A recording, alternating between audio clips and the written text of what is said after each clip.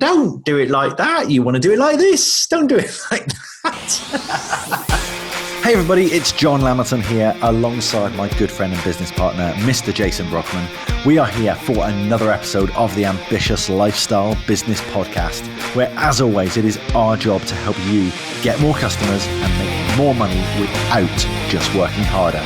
So without further ado, let's dive straight into this month's episode. Hey everybody, welcome to the latest episode of the ALB podcast. And we once again do not have a guest for you today. It's just me and Jace. Actually, that's not true. We have lots of guests. They're just not here with us right now. You may or may not know that we open the doors to our 1% Club, which is our group coaching platform, in March and September every year. We are recording this just before September. So if you are listening to this when it's just come out, good news, doors are open. What we thought we'd do this month is actually bring back in all the 1%ers, or not all of them. We've had hundreds of 1%ers on this show. We're going to bring in some of the 1%ers that we've had appear on this podcast over the last couple of years to tell you exactly how the 1% Club has helped them and what they've got from it. So I think first of all, Jace, we are going back about 15 months to when we had Clark Duncan on the show, aren't we? I think we're kind of going back to kind of our last episode that we've just recorded, where we spoke about our journey, and actually it was your first mentor in business, really, that kind of got you into the online digital marketing.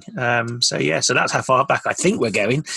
But we did get Clark, one of our 1%ers, onto our ALB podcast, probably about 15 months ago. Yeah, Clark was talking a lot about the importance of mentoring. That was the focus of our interview. But actually, he even talked about the importance and what he takes from our coaching calls that we do every month. So let's hear what Clark has to say. I mean, one of the good things about being part of the 1% Club is that I'm not an idiot, in the sense that I don't sit there and go, I know everything, I've got a successful business. That's idiot talk. You're never going to know everything. So the great thing about 1% Club is you can ask some really random questions. I bet some people look at the questions I say and go, this guy's got a successful business, why is he asking this? And that's how you learn. That's how, I've always believed that. I would rather look stupid one time and know how to do it than not ask the question and be forever stupid. That's just the way I look at things, because, it's just, you get a lot from listening to a lot of people, and you get even more by asking the questions. So there we go. So Clark was talking about asking the right questions. Now, a couple of people who are always asking the right questions are Paul and Emily from Parent Guide to GCSE. And we were chatting with Paul and Emily around about a year ago now about talking about surrounding yourselves with the right people, weren't we? Yes. Having the right people around you to create what would be your virtual board of directors. Absolutely important. Because between us, we are hardworking and driven enough. We are smart enough. We are, I think, humble enough to know that we don't know everything. And we need to surround ourselves with smart people who have been there and done this and learn from them, which is one of the many reasons we joined the 1% Club, because it makes such a difference to have a group of like-minded people to talk to and say, look, we're thinking of doing this. And they'll go, oh, no, don't do it like that. I've tried that. Do it like this. Have you thought about trying this? So there you go. Don't do it like that. Do it like this. That's like the old Harry Enfield character, isn't it? That's exactly what it is. Yes, indeed. So if you want to be in a room full of the Harry Enfield people going, don't do it like that. You want to do it like this. Don't do it like that. We always get a few impressions out of John, and it's this one. It's normally accents. I normally do very well with accents, don't I? Yes, indeed. Yes, indeed. Oh, dear. Someone else who was talking about the importance of who you hang around with. It's one of these things we talk about, I think it's Jim Rohn said, you are the average of the 5 people you hang around with. And Naval Ravikant was saying about there's a 5 chimps theory, that you can gauge the attitude of any chimp by the 5 chimps that he spends the most time with. And someone else who talked about this was Jamie Reeves from Best Singing Waiters. And Jamie talked about the importance of hanging around with like-minded people. It's always important to align yourself with people that have got similar values to you. When I read your first book, I was like, that's how I want to run my business. And it was probably at the time where things were going a little bit wrong as well. I was like, running a business like that makes total sense to me. So that was the main reason, was so that I could be closer to you guys, so that I can copy your model and put that into my own business. So thanks, Jamie, for that. I think wanting to, what was it you said? Copy our model and put that into his own business. I mean, there's nothing wrong, we've always said, with swipe and deploy. So much of success in business comes from looking at what works in a completely different sector and making it your own. But I think one of the things we've also become a little bit famous or infamous for, depending on which way you look at it, is actually helping people find that model that is right for them and their business, if that makes sense. It does, yeah, and a little bit of focus as well. And once they found that model as to which kind of direction they need to be kind of heading in, really. There's no one that likes to chase squirrels more than the next person that we're going to speak with, and that's young Ben Knight from High Five Children's Holiday Camps. I think actually that's probably one of the biggest takeaways I've had from being part of the 1% Club, is that whole, not chasing the customer down the street in November, not feeling the need to say yes to everything, and, chasing every pound and every customer. It's thinking more about strategically what do we want to achieve, who are we, what's our identity, and actually what do we do to make sure we're working towards our one big thing, rather than everything on the could-do list, all those shiny objects, but like being something that I need every single one of those shiny objects now. It's like, no, this is my one thing, they're all my could-do, and this is my to-do. And that's been the big thing for me to sort of help me to focus in and, work out what it is that I think is the best thing for us as a business to do. So, that's been a big thing I've taken from the last year of being part of the 1% Club, definitely. Yeah, I think shiny object syndrome, chasing squirrels, shiny penny syndrome, however you want to describe it, it is the curse of the entrepreneur, isn't it? It is, and we don't really do a lot to help that, because obviously we provide loads and loads of content. There's a new masterclass every single month, and that may provide the opportunity to chase yet another squirrel or find that shiny object. But the good thing about being a part of the club is that we can kind of go, that's not for you to do right now. That's something for you to put on your could-do list, and we will look at that when it's time to do it. So whether that's your Facebook ads, or whether that's the Google ads, or whether that's landing pages, or whatever the masterclasses might be about, it is something that you might want to get around to at some point for your business, but it isn't necessarily what you need to do right now and drop everything else at the cost of it. It is definitely. We do give you a lot of ideas. There's a lot of inspiration that's going to come from being part of the 1% Club, but we are also there to say, no, bad entrepreneur, bad business owner, don't do that. Someone else who's very good at barking orders like that these days is Mr. Harris from Harris Hounds. Now, when we first met Mr. Harris, he was not from Harris Hounds. He was running a very big online retail company, wasn't he? Yeah, and high street store and a warehouse kind of thing. Yeah, all kind of quite a big kind of business, really, in the home and gifting sectors. Yep, and he self-started, £300, I think he got started with, and grew to a £5 million business. But hated it and wasn't enjoying it, and was working all the hours and doing all the work, and realizing that there was very little lifestyle in this business for him. There was lots of ambition, but not necessarily the lifestyle. So I think when we spoke to Chris on the podcast, he'd made the change. I think he came to one of our 1% Club coaching call meetings, and just threw the spanner in the works one day of, I feel like, what he said, I feel like throwing it all in, giving up, and walking dogs on the beach. pretty much what he said. Yeah. And I think we eventually just said, well, why don't you then? So let's hear from Chris how we helped him find the right business model for him. So I've been in the 1% Club for, I don't know, a year and a half, 2 years maybe. It's getting on to that, yeah. Yeah. I mean, it certainly helped me make the decision to sort of obviously offload the sort of previous, I'll probably put that a little bit wrong there.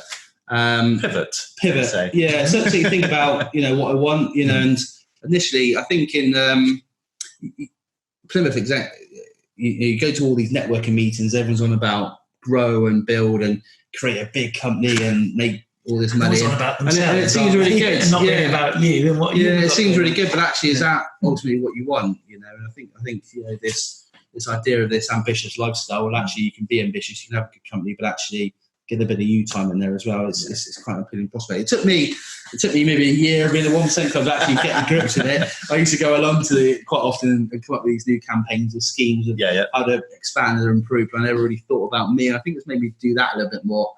But it's great. You chat to other people in similar ideas.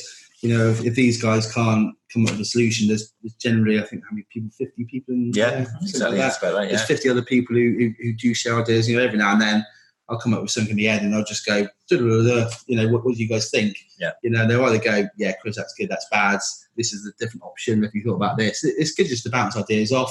I think that's where I've got quite a bit from it. I don't use it, all the time, but it's there when I do need it. A lot of people are really, really active in there, and they get an awful lot from it, which is good. I think that's the best way to use it, is to be active and to engage when you've got a problem. Just share it, and actually they can help you get a solution for it.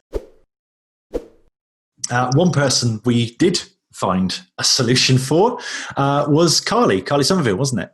It was. And we spoke to Carly during the height of the coronavirus pandemic. Anybody remember that? That was cool. So, yeah, we are still remembering that, aren't we? We're still dealing with that, but we are dealing with it. We spoke to Carly during the height of the coronavirus pandemic. Now, Carly is actually an ex-1%er. She's come back a few times. She's come back into the fray. And we were talking to Carly about exactly what she got from a 1%, from being part of the 1% Club, and how it helped her make a decision that made a big, big difference in her life. Yeah, maybe it's coming up to 3 years actually, because I remember joining in the January and we were at the pub in Plimpton, and I remember being there and thinking, oh, this is a little bit different, but I'll give it a go. And I said that my first one thing was going to be to get a commercial business premises. And there was a few people like, you can't do that. You're not going to be able to get the lease, and you're not going to be able to do it within the month. And I did. I went and I managed to get my commercial premises at Faraday Mill Business Park. And I guess the rest now is history. It was the first big thing I think I did for my business. It needed to be done, and the group pushed me to do it. I made the decision to do it, and then went for it. So, and that's how it started, really. It is one of the things we like to pride ourselves on. I think you in particular pride yourself on pushing people and making sure that they A, do what they say they're going to do, but B, they do actually challenge themselves, don't you?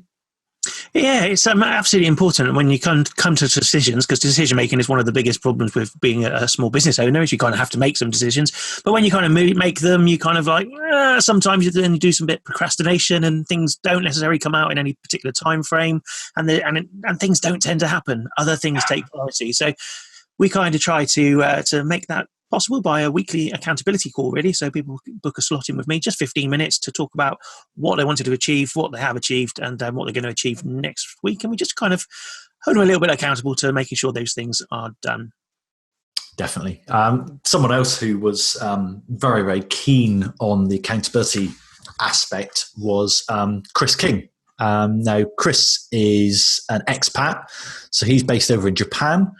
It's one of the one of the wonderful things about being a business owner is you are in charge. You answer to nobody. one of the worst things about being a business owner is that you're in charge and you answer to nobody. So obviously Chris can be a little bit isolated, maybe out there on his own.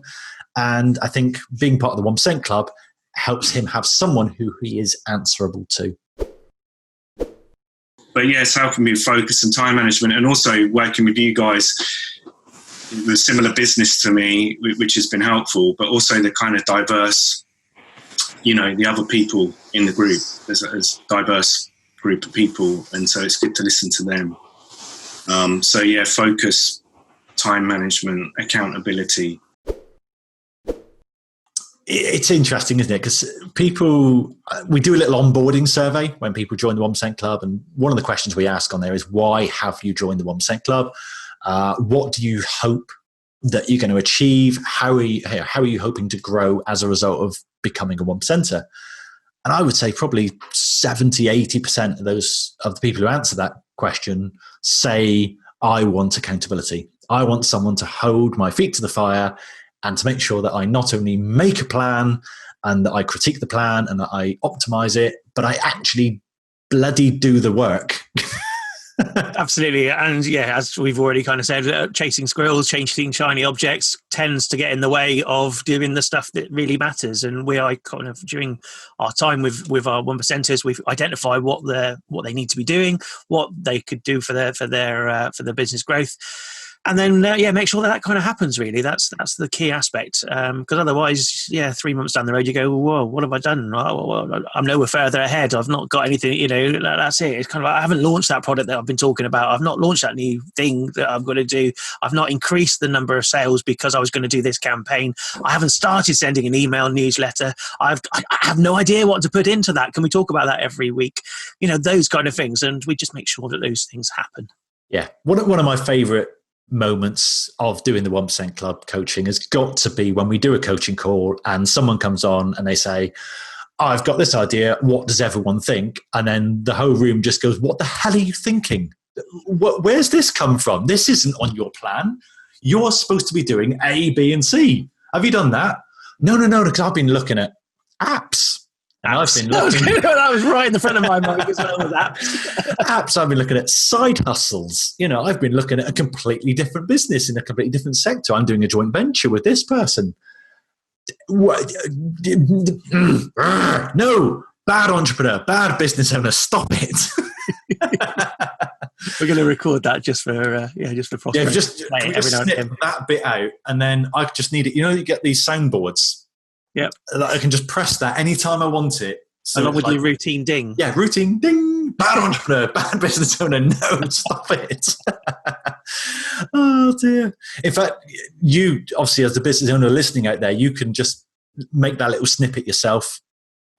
Set it as your ringtone. Just set it to go off randomly whenever you're having a bad idea. Just have me in your ear going, no. Bad business owner, bad entrepreneur, stop it. Back on track. You're on a road. Follow that road. You're meant to be doing. Stick to the plan. Don't go left. Don't go right. Stay straight on. So our final 1%er that we're going to talk to today was actually one of our most recent guests. It's Rupert Bacidoni, who we spoke to, I want to say, in our June or July episode. And we asked Rupert what was the one thing that the 1% Club had helped him the most. Yes, Rupert didn't have one thing, did he? He didn't. Here's what he did have. And I think that the clue is in the title, because for me it's not one thing, or perhaps the one thing is all the little things.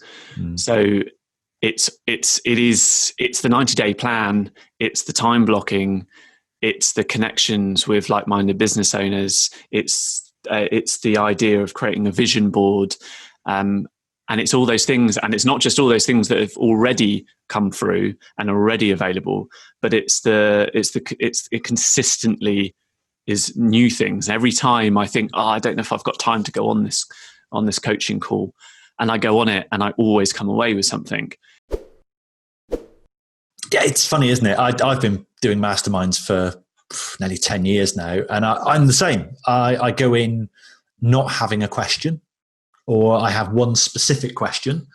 And then all of a sudden I come away with 3 pages of notes based on the conversations that other people are having. And this comes back to, again, I think giving people the ideas and stirring up that entrepreneurial brain.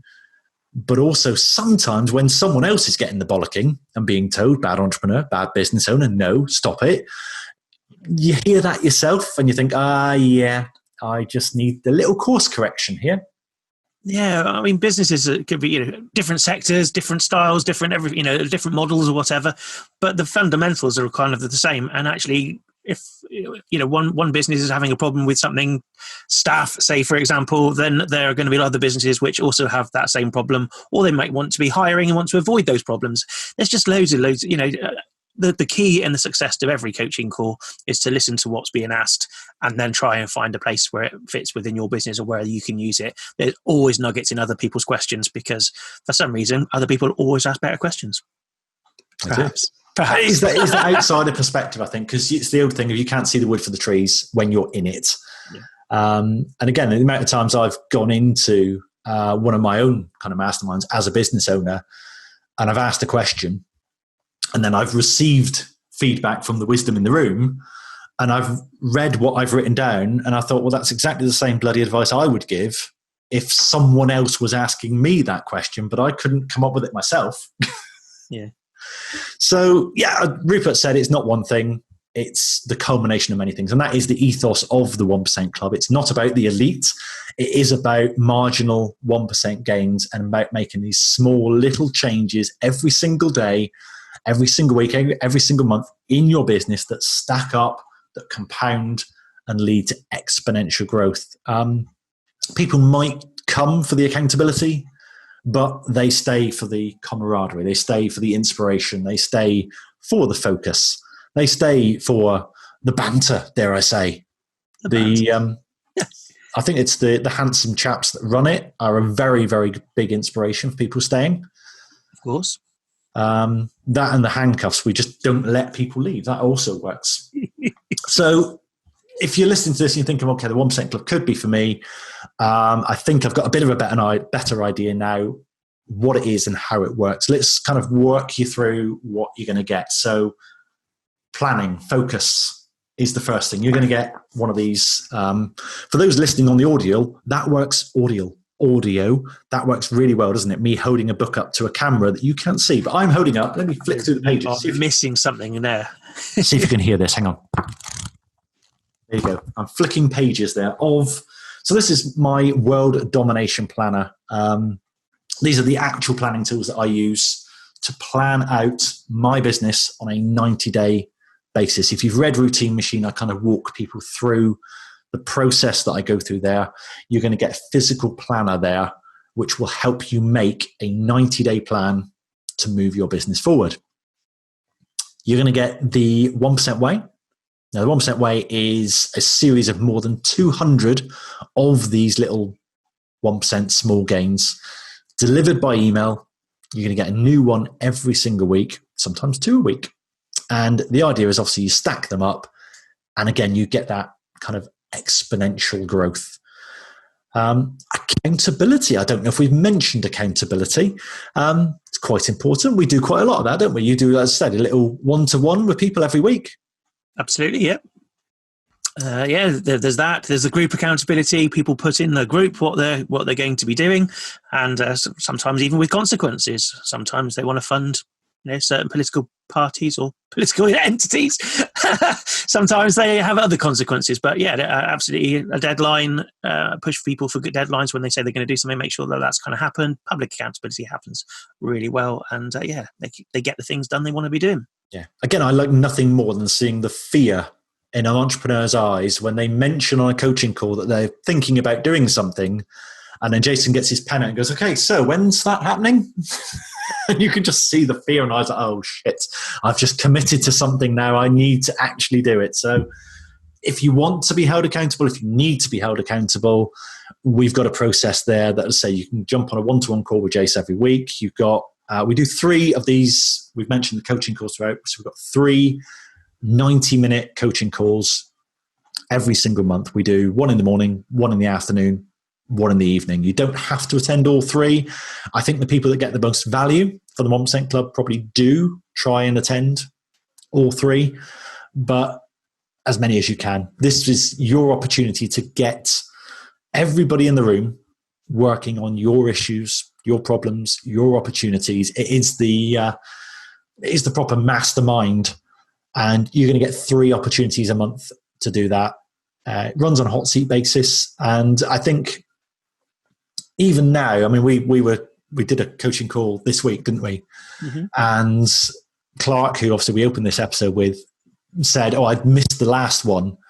And I watched the replay of it, because all of our coaching calls are available to watch on replay as well. So if you can't make it live, you can always put your headphones on, get a cup of tea, and watch other people getting grilled and get the benefit from that. But Clark said it was so useful. And here's someone who was my mentor 20 years ago. He was ahead of where I was 20 years ago. He's run multiple businesses. He knows what he's doing. I think one of the first things he said on today's episode was, "I'm not an idiot." And he's truly not. But he was able to watch a coaching call still now, and he's been in business 25 years or 30 years, and he still gets something from that call. And I think that's what Rupert was saying about, you might go into it thinking, I'm not sure if I'm going to get anything from this. And then suddenly, whoa, where did those 2-3 pages of notes come from? Yeah. We do monthly training as well. So every single month we aim for like a 60-minute masterclass, which is a bit of a deep dive into one particular topic. We've kind of done quite a few of those, haven't we? We have, yeah. We're 30 now. We get an expert in to join us, don't we, to talk about the different areas where it is. But it's probably about 30, covering everything from writing emails, weekly newsletters, through to, as I mentioned earlier, Google ads, Facebook ads, social media, lots and lots of different things, really, lots of different areas which you might not know about, because you go into business and you look after what you're good at is doing the do, but actually all of these things which go into making the marketing for the business and whatever else is what you perhaps don't know so much about, and these masterclasses will give you a good insight into what those pillars are that you can use. Yeah, exactly. If you're looking, if you're sitting there thinking, "Oh, I wish I learned, I wish I had someone who could teach me SEO or how to do YouTube, or how to build an email list, or how to sort my pricing out, how to build a landing page, how to focus on keeping customers." Yeah, we've recorded training on all of those. As I said, there's about 30 in there. You will get access to everything, all the content we've ever recorded. Once you're a 1%er, you've got access to all that. So all the masterclasses we recorded 2 years ago, you've got them, probably over 100 coaching calls that you could work through. They're all kind of organized as well. So if you wanted to see, for example, to say that coaching call mentioned, we talked about landing pages. Oh, have a look at this one. We're talking about landing pages. There was a coaching call we did 7 months ago. We talked about outsourcing. So if you're looking at hiring someone from the Philippines, have a look at this coaching call. It's all organized and it's all there for you. I guess one of the last things to talk about is possibly one of the most important, which several of our guests have talked about today, and that is the power of the 1% community. From day one, we've been very deliberate about the kind of people we want in the 1% Club and the ethos around it, that we wanted to build a genuine community of people who genuinely give a shit about their fellow 1%ers. And here we are now, 3 years into running the 1% Club. I think we've done a pretty good job, haven't we? If I do say so myself. I think absolutely. I mean, the guys that are in the group are just amazing. They're so supportive of each other. They're so open and free with their advice, and also their flaws and their needs as well, which is really good. If someone's having a really tough time, they feel that they're able to share that with us, and then they've got so many people putting their virtual arms around them and helping them through whatever that might be. And there's loads and loads of issues which crop up in business, and you do feel awfully alone when these things happen, and you're the only person who can handle them.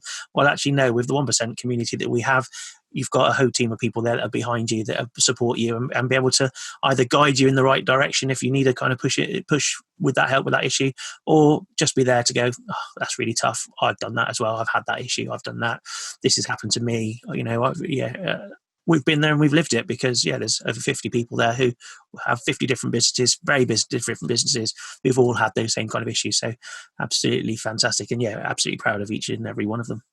Definitely. I think some of my favorite stories, obviously pre-lockdown, where people, people traveling, the other end of the country, just because someone needed cheering up. They needed an arm around the shoulder. They needed to just have a coffee and just download and it can be a lonely place being an entrepreneur. And I think one of the main things we really wanted to get across with the 1% Club is this is a true community. I've been part of business groups that have, it's a Facebook group.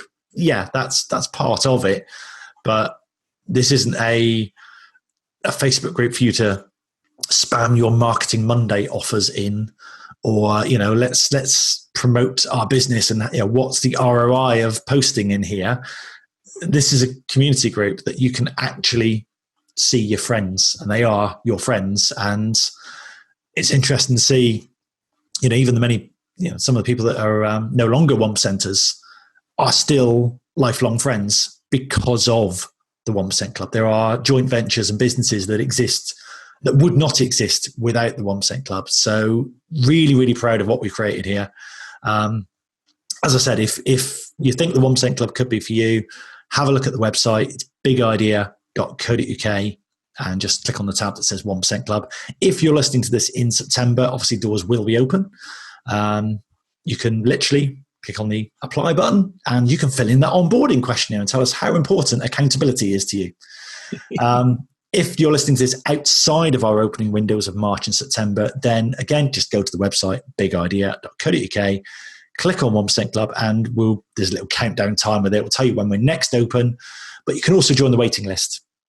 And what you'll get then is you'll get a little bit of kind of pre-sale stuff from me, a little bit of education, a little bit of help to get you ready so that when the doors do open, you can hit the ground running and we can just start smashing those targets and get the business that you want. Any final thoughts, Jace? I don't know why you haven't already applied. Get on the click. I don't need to. I own the club. It's my club. I don't need to apply. Not you. All right. Oh dear, what are you? You the listener. Is that what you mean? You the listener. Yes. Just apply. If you're really unsure, or if we haven't managed to convince you, find us both on Facebook. Drop us a message, and we'll quite happily go through anything you've got questions with as well. So that's the other thing as well, I would say. Or find one of the guests that have been on here, because these people genuinely are advocates for what we do. We haven't just asked them for testimonials and paid them money. These guys have volunteered their time to talk about how the 1% Club's helped them. So don't take our word for how great it is. Find any of the current 1%ers and just ask their honest opinion about whether it would work for you. I hope that's helped, guys. I think it's been an interesting episode for us to record. I hope you found that useful, and we will see you next month on the AOB podcast. See you later. Farewell. So there we are, another episode in the can. How was it for you? Please let us know. However you listen to these podcasts, please leave a review on that platform. Let us know what we can do better, what you like, what you don't like, and how we can improve to make this show even better for you. We'll see you next time.